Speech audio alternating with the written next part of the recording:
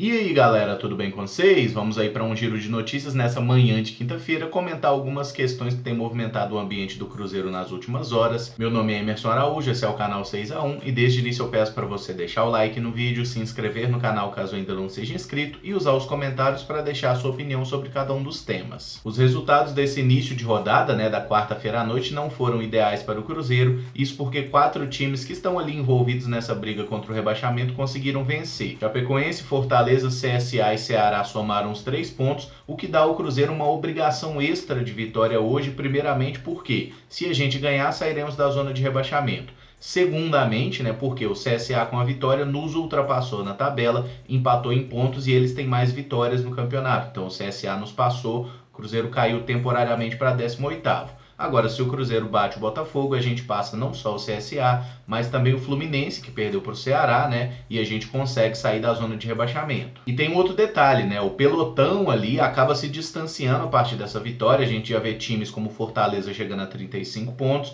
Então, e como hoje é um confronto direto com o Botafogo, é mais um fator que pesa para o Cruzeiro ganhar esse jogo. E em vez de deixar o Botafogo abrir, a gente puxar o Botafogo ali para baixo também, para a gente tentar superá-los a partir da próxima rodada contra o Bahia no fim de semana. Além da vitória do CSA sobre o Corinthians, que não era esperada, também chamou bastante atenção a vitória da Chapecoense sobre o nosso rival Atlético Mineiro no Independência. A Chape fez 2-0 e com isso alguns torcedores já começam a lembrar do episódio de 2009, das flanelas, o Flanelation que ficou lembrado. Para quem não se recorda, basicamente o Atlético ficou na zona de classificação para a Libertadores durante todo o Campeonato Brasileiro 2009, e o Cruzeiro começou muito mal, se afetou muito com a perda da Libertadores, mas aí o Cruzeiro iniciou uma reação no campeonato, foi ganhando jogos, foi subindo na tabela e o Atlético começou a oscilar. No final das contas, o Cruzeiro garantiu a vaga na Libertadores, ultrapassou o Atlético na reta final e o nosso rival acabou tendo uma sequência final ruim, de muitas derrotas, e eles acabaram ficando fora. Por isso surgiu a coisa da flanela, até uma música que a gente cantava no estádio que era "Ei flanelinha, eu já sabia que essa vaga era minha". E a partir dessa situação toda, no primeiro clássico de 2010, teve o Mineirão infestado de flanelas na parte da torcida do Cruzeiro, que foi justamente fazendo menção ao episódio. E aquele clássico do Mineiro 2010 também foi marcante, foi uma vitória de 3-1 do Cruzeiro, foi a estreia do Roger no clube e ele faz aquele gol que toma a cabeça do Raposão, que ficou aí também marcado, e inclusive o Roger dá assistência para um gol do Leonardo Silva, que tem gente que não lembra disso, mas o Leonardo Silva jogou 2 anos no Cruzeiro antes de virar casaca. O grande sonho em 2019 seria uma flanela inversa, O Cruzeiro está há muitas rodadas na zona de rebaixamento e o Cruzeiro educadamente passar para o Atlético essa vaga, então retribuir o favor de 10 anos atrás, só que dessa vez em vez de G4 passar para eles uma vaga no Z4, a gente se salva, eles caem, seria um cenário perfeito. Da mesma forma que a gente não deve ser hipócrita e negar que isso seria muito bom, a gente tem que também olhar para os fatos, e saber que hoje o nosso risco de rebaixamento ainda é muito maior que o deles. Nesse exato momento, o Cruzeiro tem 29 pontos, o Atlético 35, são 6 pontos, é muita coisa e faz diferença. E ainda tem aquele detalhe do número de vitórias, mesmo que o Cruzeiro ganhe os 2 próximos jogos e o Atlético perca os 2 próximos jogos, no caso o Atlético perca o próximo, porque eles já têm um jogo a mais que a gente, o empate em 35 pontos ainda dá vantagem para eles, porque tem mais vitórias que nós. Então o Cruzeiro vai ter que remar muito para conseguir passar não só o Atlético, mas muitos desses times aí, porque a gente está empatando demais e ganhando de menos. E está na hora da gente começar a vencer partidas. Só um breve parêntese, questão do Thiago Neves, que alguns inscritos pediram para falar, e a entrevista do Thiago lá para o Regis Rezende da Globo, em que ele de certa forma falou uma coisa que eu discordo muito, ele falando que não dá para ele carregar o time nas costas, ele não pode jogar com 11. O Thiago Neves nunca fez isso pelo Cruzeiro, a única coisa que a torcida cobra dele é que ele faça o papel dele. Agora, sobre questões extra-campo, dele estar em crise de relacionamento, a mulher e os filhos terem ido para o Rio de Janeiro e tudo mais, essas questões, sinceramente, eu prefiro não comentar, porque a minha opinião sobre isso ela não é relevante e ela não vai ser nada construtiva. Então eu vou me furtar a comentar Thiago Neves dentro de campo, eu espero que ele jogue futebol, honre o alto salário que tem e nos ajude nesses 10 últimos jogos do campeonato, porque se a gente vencer a maioria desses jogos, 5, 6 partidas que seja que a gente ganhar, certamente a gente vai conseguir a manutenção na primeira divisão e é tudo que a gente está pedindo desses caras. Ninguém está exigindo 10 vitórias, ninguém está exigindo que o Cruzeiro brigue contra o Flamengo, não. A gente está exigindo que o Cruzeiro jogue futebol, ganhe as partidas e não suje a história do nosso clube. A respeito do Ederson, né, muitas especulações aí nas últimas 24 horas, eu diria, sobre possível transferência dele para o futebol europeu. Primeiramente, ganhou muita força a questão de Barcelona, isso porque o Eric Abidal, né, ex-jogador do Barcelona e atualmente secretário lá do clube espanhol, esteve aqui na Toca da Raposa, acompanhou o jogo do Cruzeiro, foi no CT e tudo mais.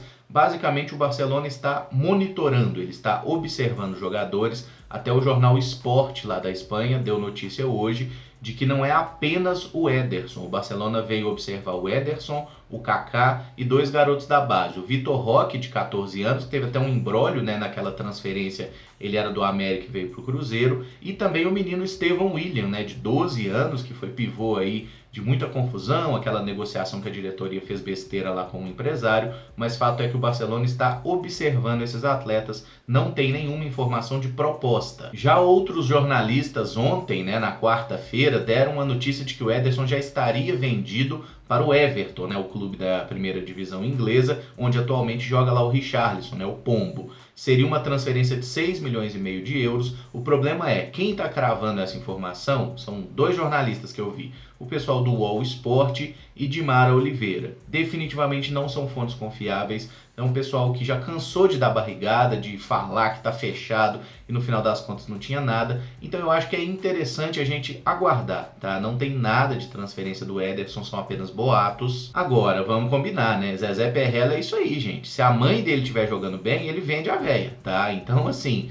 não adianta ter muita expectativa de que os jovens jogadores vão ficar no Cruzeiro muito tempo. Qualquer um que triscar, que tiver proposta, o Perrella vai vender. E nesse momento do Cruzeiro, isso não chega a ser ruim, né? Porque a gente viu como que o Itair e a galera que trabalhava com ele eram péssimas para fazer negociações, não tinha a menor noção de mercado e o Cruzeiro perdeu muito dinheiro graças a eles. Mas o modelo de gestão do Perrella também não é o ideal. Agora, mais uma vez, vamos ressaltar, né? Botou o Ederson, o cara não tem 10 jogos como titular, já tem clubes europeus interessados. Por que não bota a molecada? O próprio Kaká agora também, pouquíssimas partidas jogando, o Barcelona já está de olho no cara. Bota os meninos para jogar. Não necessariamente agora, que o time tá fudido, tá brigando contra o rebaixamento. Alguns já podem entrar agora, mas pro ano que vem tem que ser a base do time, sabe? Se fosse eu, inclusive, iniciava o Campeonato Mineiro só com moleque. Vamos lá, gente. Esses jogadores velhos do Cruzeiro não estão rendendo bem. E se é para ter um cara que você vira e fala assim, vamos do mercado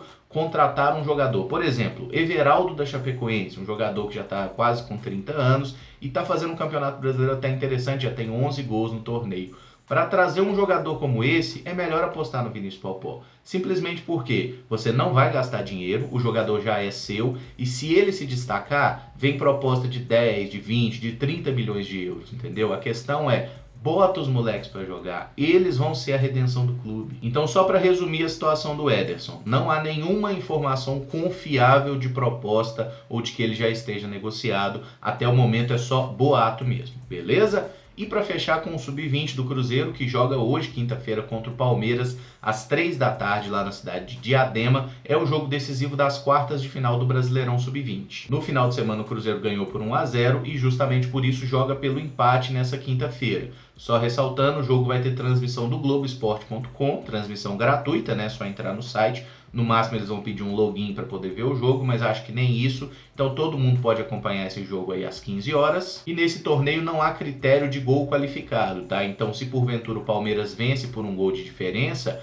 vamos para a definição por pênalti. Se o Palmeiras ganha de 2 gols de diferença para cima, eles se classificam. Se o Cruzeiro empata ou ganha esse jogo, o Cruzeiro estará na semifinal. Torcida pelos moleques aí, pelo que eu vi, o Popó, o Maurício e vários outros jogadores que já integram o elenco principal vão reforçar a delegação do Cruzeiro nesse jogo lá em São Paulo. E vamos lá, jogar bola, tentar ganhar para eliminar o Palmeiras, né? Já que eles nos tiraram o título da Copa do Brasil justamente nos pênaltis, né? Naquele jogo aí do primeiro semestre, que o Cruzeiro conseguiu uma recuperação heróica, fez um 4-3, mas acabou tomando ali nos pênaltis. O nosso goleiro não foi bem na ocasião. E o Vinícius, que tem sido o goleiro hoje, que é o quarto goleiro do time principal também, tem catado muito bem. É mais um nome aí interessante para o futuro do Cruzeiro. Bom, galera, esse vídeo fica por aqui. Só queria registrar mesmo algumas notícias que acho interessantes aí, que não davam para esperar até a live pós-jogo, né? E só lembrando, o Cruzeiro hoje joga 9h30 da noite, time principal, né? contra o Botafogo lá no Rio de Janeiro, precisando da vitória para a gente sair da zona de rebaixamento.